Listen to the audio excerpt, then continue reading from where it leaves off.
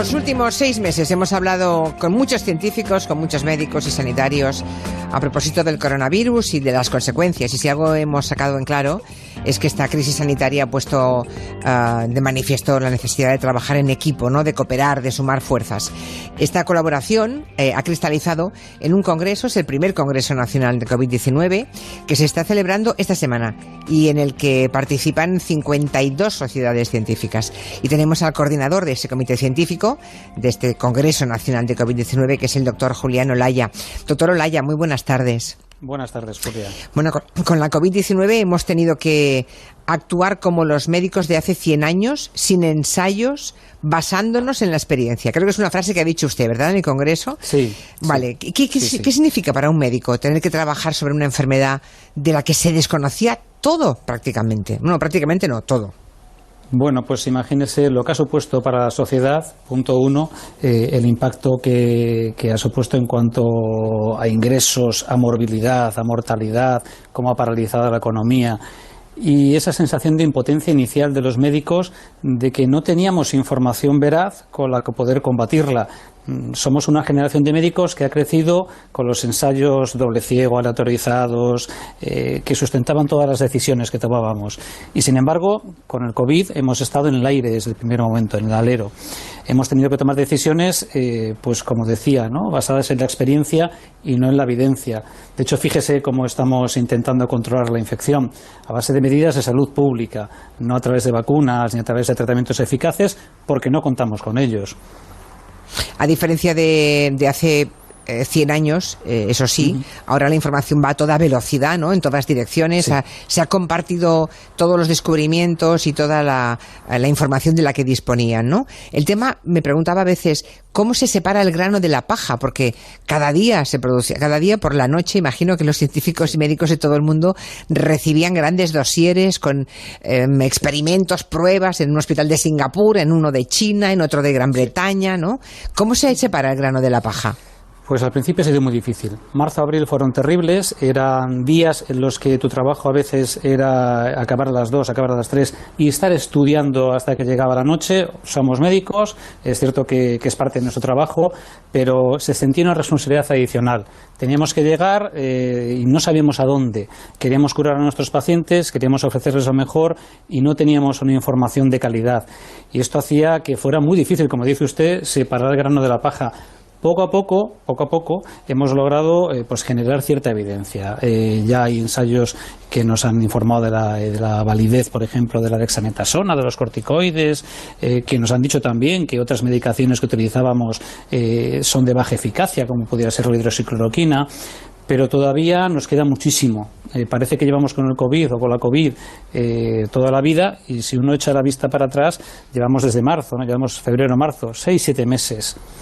Que es poquísimo, claro. Por cierto, claro. No sé si ha visto esa encuesta que se ha hecho sobre las vacunas. El CIS ha preguntado y hay un 40% de españoles que dicen que no se pondrían la vacuna.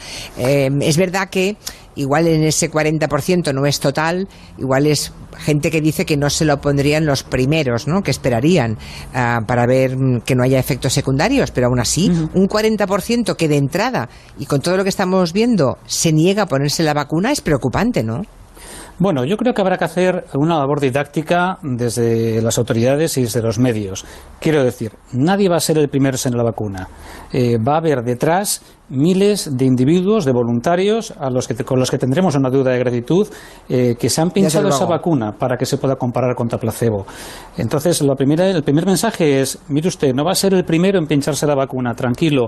Ha habido una serie de 3.000, de 4.000, de 5.000 individuos que se han vacunado y lo que se ha descrito es esto. Hay que decirle a la gente que se está invirtiendo muchísimo en la investigación en vacunas, pero se está respetando el modo de hacer la ciencia. Hay ensayos fase 1, fase 2, estamos ahora en los fase 3, hay más de 160 proyectos de vacunas y al menos en los que se desarrollan en Occidente se están respetando los cánones de la investigación. Estamos en momentos en que hay tanta incredulidad, tanta incertidumbre, que cuando hemos comentado ese estudio hace un ratito, había oyentes que decían, pero ¿por qué han podido hacer una vacuna tan rápidamente? O sea, como una cierta sospecha de chapuza, de que se han saltado fases, pero eso en las universidades y en el mundo occidental no es posible, ¿no, doctor Olaya? No es posible, punto uno, y la respuesta es muy sencilla, ¿no? Cuando se dice, ¿y por qué han corrido tanto? Se ha tardado tan poco, sí. Se ha corrido tanto. Bueno, a ver si alguien nos puede decir cuándo hemos sufrido una amenaza de este tamaño. O sea, se han puesto tantos cerebros en línea, se han puesto tantas inversiones económicas en línea para acabar con esto, porque si no se paralizará la economía, si no seguiremos teniendo ingresos y muertos. Yo veía hoy las estadísticas, vamos por 30 millones de casos a nivel mundial y rozando el millón de muertos. Nunca ha habido un esfuerzo de tal tamaño. En la inauguración del Congreso lo decía Javier Solana, ¿no? Nunca ha habido un esfuerzo de tal tamaño en cuanto a colaboración, tanto económica como científica. Esto es un ejemplo de lo que se puede lograr cuando se trabaja juntos. Está claro. Yo ya he dicho hace un par de horas que yo me pongo la primera de la fila para la vacuna y después de escuchar al doctor Olaya todavía con más razón. La primera, que me la pongan a mí. Pero fíjese que no va a ser la primera, como le digo, Julia. No, claro, la primera claro. De los no voluntarios. O sea, que también soy voluntaria, pero ya me entiende. Fuera del proceso científico, ¿no? De todas esas miles de voluntarios, esa especie de cobayas o como queramos llamarle, ¿no? Voluntarios que prueban no solamente esta vacuna, prueban todos los fármacos que todos hemos tomado alguna vez en la vida. Hay gente, miles de personas que los han probado antes.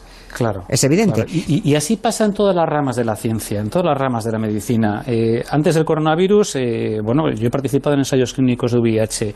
El VIH ahora se controla porque ha habido valientes, ha habido voluntarios que se han sometido a pruebas con los fármacos. Y eso es lo que hace que ahora el VIH sea una enfermedad crónica y más o menos llevadera. Controlada. Exactamente. Es verdad que somos un poco desagradecidos y no pensamos que detrás de cada pastillita que nos tomamos, por simple que sea la dolencia que ataja esa pastilla, sea dolencia importante o menor, hay miles de personas que antes la han probado para que la tomemos sin ningún problema ni prevención nosotros, ¿no? Y de eso se habla poco, habitualmente, pero ahí está, la realidad científica es esa. Bueno, a día de hoy, doctor Olaya, ¿qué es lo que no se sabe del COVID-19? ¿Qué es lo más importante que siguen sin saber de la enfermedad?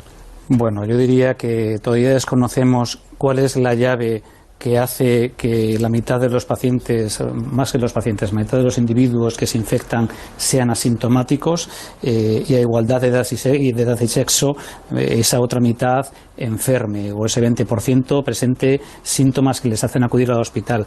¿Cuál es la llave para que el individuo A pase la infección con 50 años, un varón de forma más o menos asintomática, y un mismo varón, igual con el mismo peso, con la misma talla y con la misma edad, enferme de forma grave? No lo sabemos. ¿Qué más no sabemos?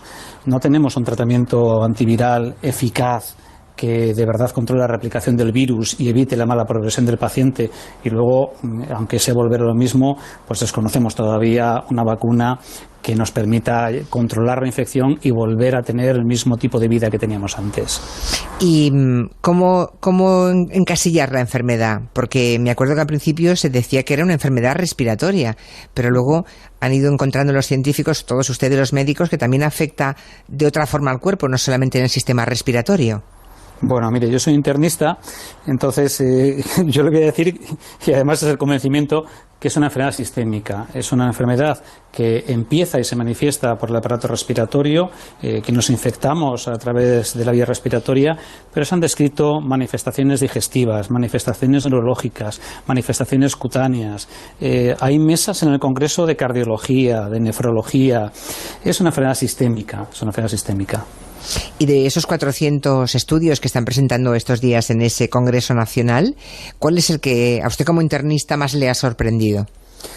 Bueno, mire, no hay nada espectacular. Yo esto ya lo he dicho alguna vez, porque lo espectacular es lo que le he dicho, encontrar una medicina que controle la replicación del virus o encontrar una vacuna.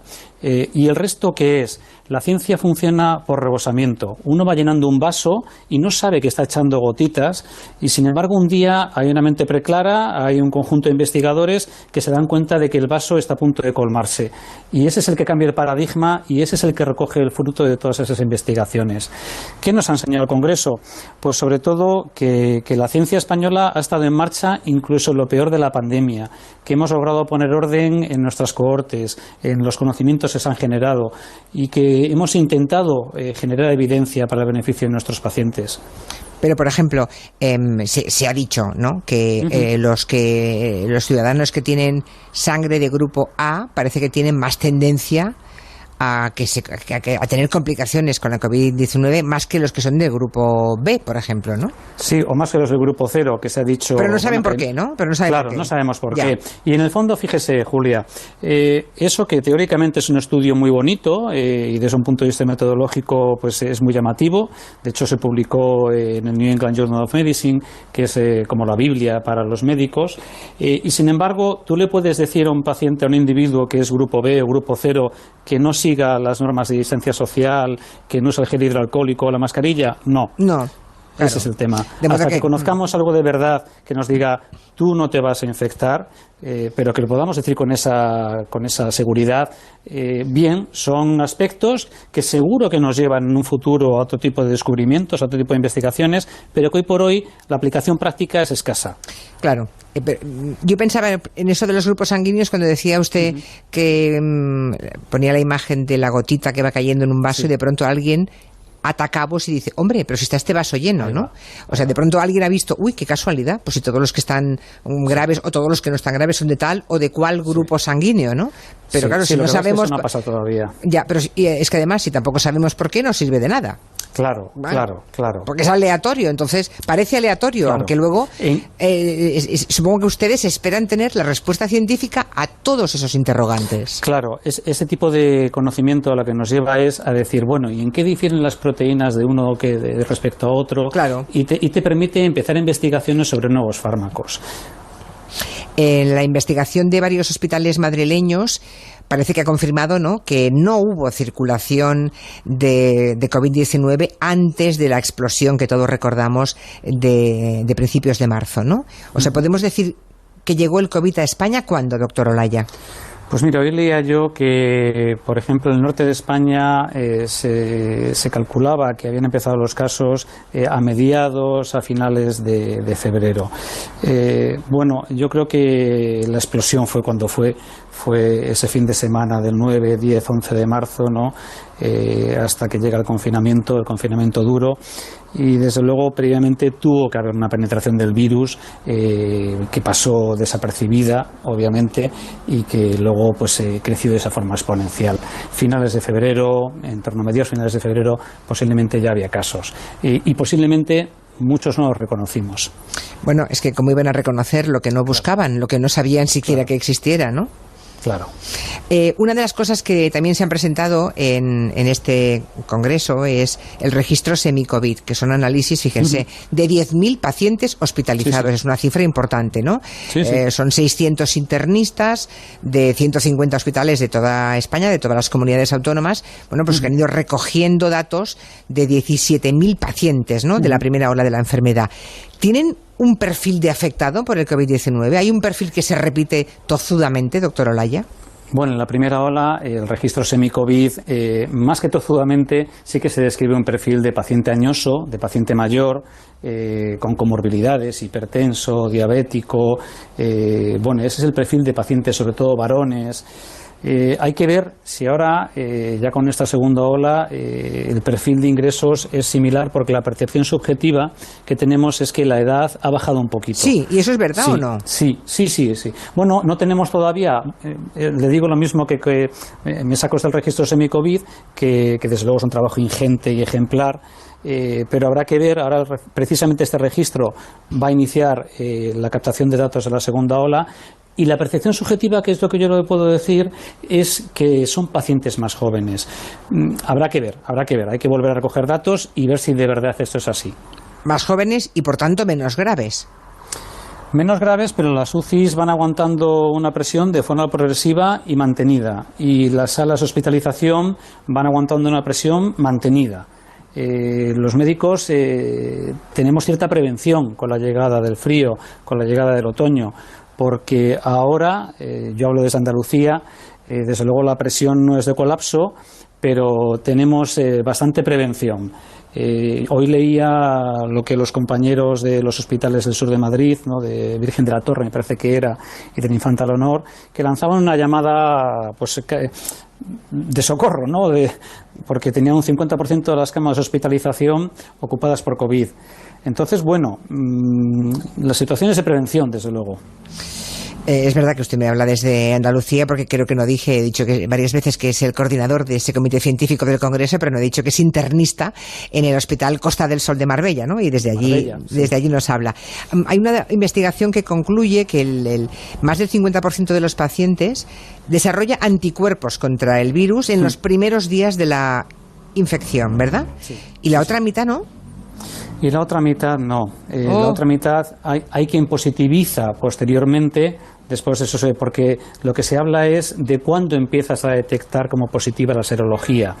Y se ve que el 50% de los pacientes positivizan la serología a día 7 de la infección, del inicio de los síntomas. Hay otro tanto por ciento que lo va a hacer más tardíamente. Y hay un pequeño grupo de pacientes, un 15%, un 10%, que no van a positivizar la serología. Madre mía. Y la posibilidad de reinfección, supongo que es de lo que más preocupa a todo el sector médico, ¿no? Sí, pero fíjese, yo creo que ahí hay que transmitir dos mensajes. Primero, con 30 millones de infectados, lo cierto es que las reinfecciones son habas contadas, son muy poquitos casos. Pocos. Eso es lo primero, ¿no? Para no infundir más miedo del necesario, ¿no? Más prudencia de la necesaria. Y en segundo lugar, todos estamos deseosos de leer en literatura médica cómo se están desarrollando esos casos, porque la gran mayoría de estos casos de reinfección son individuos que han ingresado por otras causas en los hospitales o controles de rutina, a los que se les hace una PCR, porque ahora ingreses por lo que ingreses, se hace una PCR, y se ve que esa PCR es positiva. Muchos estamos deseosos de ver de verdad publicadas series de reinfecciones para poder ver con detalle en qué consisten. Alguien que ha pasado la COVID-19, doctor Olaya, después puede seguir contagiando, es decir, lo ha pasado hace un mes, hace 2 meses, se supone que está inmunizado. Esa persona, si está en contacto con otro positivo, aunque él no desarrolle la enfermedad, ¿sigue siendo contagioso para otra persona que no lo haya pasado? No, de hecho, el documento del Ministerio, y con buen criterio, dice que pasados 14 días del inicio de los síntomas, en principio tú no eres infeccioso, no eres foco de contagio para el resto, independientemente de que se pueda seguir teniendo una PCR positiva, porque son restos de ARN viral, bueno, que no implican ni daño para ti ni daño para el prójimo. Bueno, pero yo me refiero pasados unos meses, ¿eh? Es decir, alguien que ha pasado... Pasados unos meses no hay evidencia, Julia. No hay evidencia. No hay evidencia. O sea, alguien puede estar inmunizado y, por tanto, no desarrollar ningún síntoma. O sea, la pregunta es, ¿a la segunda uno puede ser asintomático, pero igualmente contagiar a terceros? Bueno, pues sabemos que una persona que ha pasado el COVID puede volver a presentar PCRs positivas, pero hasta la fecha no tenemos prueba de que de verdad esos individuos puedan ser contagiosos. Ya. Porque tenga en cuenta, Julia, lo que decíamos al principio de la reinfección, que es que estamos empezando a verlas. Son casos, muy poquitos casos, ¿no? Y hay que ver si de verdad son origen de brotes. Hasta la fecha no se ha comunicado que sean origen de brotes. Luego el mensaje debe ser de tranquilidad. ¿Y la incidencia de la COVID-19 en España tan alta? Ustedes, los científicos, los médicos, se lo preguntarán. ¿Qué hacemos mal aquí? O sea, ¿en qué hemos fallado como país? Bueno, yo creo que lo que hay que hacer es revisar qué hemos hecho mal como país. Usted lo dice bien, y eso no solo los médicos, ¿no?, sino la sociedad civil, las autoridades. Llegará un momento en el que tendremos que ver qué hemos hecho mal, sin ánimo de ser justicieros, sino con el ánimo de mejorar, de no volver a repetir errores pasados.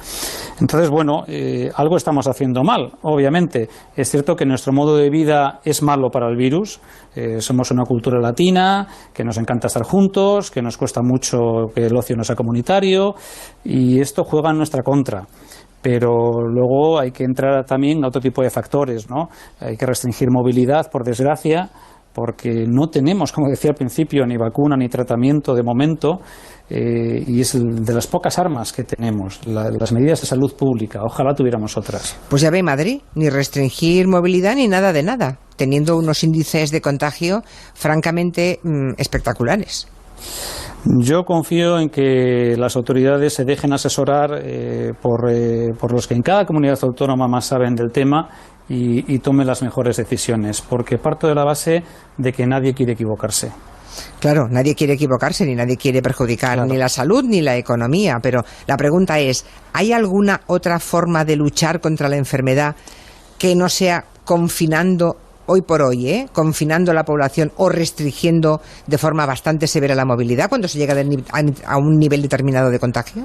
Pues mire, tal y como estamos, o somos disciplinados a nivel individual, pero muy disciplinados, o sea, cada uno toma conciencia de que somos un granero y de que cada grano es importante y de que lo que yo haga, de ir a una celebración, de ir a un cumpleaños, de ir a una comunión, de ponerme la mascarilla, usar el gel, que de todo eso depende que al final el país, la comunidad siga en marcha o nos quedan muy poquitas armas, y las que nos quedan son dolorosas, quiero decir, nos quedan las medidas de restricción de movimientos. Queda eso solamente, claro. Hoy por hoy no tenemos otra cosa. Ya. ¿Y podríamos volver a un escenario parecido al que tuvimos en marzo y abril en España? Bueno, yo no quiero ni imaginármelo. No quiero ni imaginármelo. Y yo espero que se tomen las medidas que haya que tomar en cada territorio de España cuando las autoridades vean que se llega a un límite preocupante. No quiero ni pensar en un escenario, ni ninguno de mis compañeros quiere pensar en un escenario similar al de marzo o abril. El doctor Santiago Moreno, que es el jefe de infecciosas del Hospital Ramón y Cajal, creo que en la ponencia inaugural del Congreso, sí, dijo que la aparición de rebrotes era inevitable, ¿no? Iba a pasar, sí, pero que debiéramos haber evitado que se llegase a la transmisión comunitaria. O sea, hemos perdido el control, ¿no? Claramente hemos perdido el control. O sea... Bueno, yo creo que hay zonas que tienen unas tasas de incidencia muy elevadas y que hay que actuar con medidas de restricción, por desgracia, ¿no? Y mientras tanto es el equilibrio entre paralizar una zona y ver qué nivel de contagios tiene. Si no se restringe a tiempo, ya lo decía el doctor Santiago Moreno, ¿no? Esto se paga en contagios, en ingresos y en camas de UCI. Claro, si no se hace, lo pagaremos mucho más caro. Y a lo mejor, y luego, claro, seguramente los diferentes gobiernos no han invertido lo suficiente en atención primaria, en el tema sanitario, en el tema educativo, por ejemplo, en poner muchísimos más maestros, repartir en grupos más pequeños, con ratios más pequeñas, ¿verdad? Porque seguramente eso era mucho dinero. Era baratísimo en comparación con no haberlo hecho, ¿no? Ya, quiero decir, va a ser mucho más caro ahora si realmente no conseguimos controlar la epidemia. Yo creo que no hay nada más caro que perder vidas humanas. Ese es cuando entre salud y economía se elige economía, al final te quedas sin salud y te quedas sin economía, ¿no? Entonces yo es lo que espero que no caiga el país, ¿no? Que se elija salud porque habrá economía. Pero no sé si es demasiado optimista, doctor Olaya. Yo creo que lo de la bolsa o la vida en el mes de marzo todo el país respondía a todos a una ¡la vida! Y tengo la sensación que ahora hay muchos que dicen, bueno, la vida sin bolsa tampoco es vida, oye, así que la bolsa. Cierto, pero ¿sabe qué pasa? Que esto no deja de ser una lotería. Nadie sabe quién va a caer enfermo. Ya. Al final todos queremos que haya una cama libre de UCI para nosotros y todos queremos que haya una cama de hospitalización libre para nosotros. No hay más, pero no solo lo digo por el COVID. La COVID está haciendo pues que, fíjese usted, si hay que suspender las cirugías, son pacientes que no se operan y que, bueno, pues que siguen con sus síntomas o con sus enfermedades.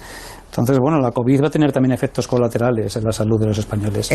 Daños colaterales, ¿no? Claro. Gente que no va a ser operada a tiempo porque está todo un hospital ocupado por enfermos de COVID. Claro, porque hay una situación de emergencia que impide que se pueda tener el desarrollo normal del hospital. Y encima viene la gripe estacional, doctor Olaya, ahora. Vienen las epidemias estacionales de gripe, que a lo mejor este año, con las manos tan limpias como vamos todos y con mascarilla, conseguimos también que la gripe no entre en nuestro cuerpo, pero... Ahí estamos esperanzados porque lo que es en el hemisferio sur sí que se ha visto que estas medidas de distancia social, de uso de mascarilla, gel hidroalcohólico, que tanto repetimos, han redundado en que haya bajado la incidencia de gripe. Ojalá aquí pase lo mismo, ¿no? Lo que pasa es que uno ve la tendencia de la incidencia de coronavirus y dices, bueno, pues a ver si de verdad nos ponemos a trabajar, cada uno de nosotros, para evitar la transmisión también de la gripe. Hay un oyente que me pregunta que determinados futbolistas, me hablan en concreto de uno que creo que juega en Las Palmas, lleva no sé cuántas semanas y sigue dando positivo. Y hemos tenido algún caso también que hemos entrevistado aquí en la radio, creo recordar un doctor de un servicio de urgencias de Madrid hace ya, creo que fue en el mes de abril, que estuvo como mes y medio dando positivo en el PCR. Sí, el tema es lo que le decía, ¿no? Aunque tengas restos, porque dar positivo en PCR es que identificamos material genético del virus en tus secreciones nasofaringeas. En nariz o en faringe se te mete el bastoncito y se identifica ahí restos del virus, restos genéticos. ¿Significa eso que ese virus esté haciendo daño en tu cuerpo o vaya a ser transmisible a otros individuos? No. Pues no tiene por qué. Era lo que le decía antes. No hay evidencia de que pasados 14 días de la infección el virus vaya a ser o malo para ti o malo para el que te rodea. Pues doctor Julián Olaya, internista del Hospital Costa del Sol de Marbella y coordinador de este Comité Científico del Congreso Nacional de COVID-19. Ha sido un placer charlar con usted. Muchas gracias, tenemos Julián. este micrófono abierto para la ciencia, para los sanitarios, para los científicos. No hemos hecho otra cosa en los últimos meses y seguiremos en ello porque básicamente estamos llenos de incertidumbre y de preguntas, y por lo que vemos también ustedes tienen muchas preguntas aún por responder. Gracias. Muchas gracias. Buenas tardes.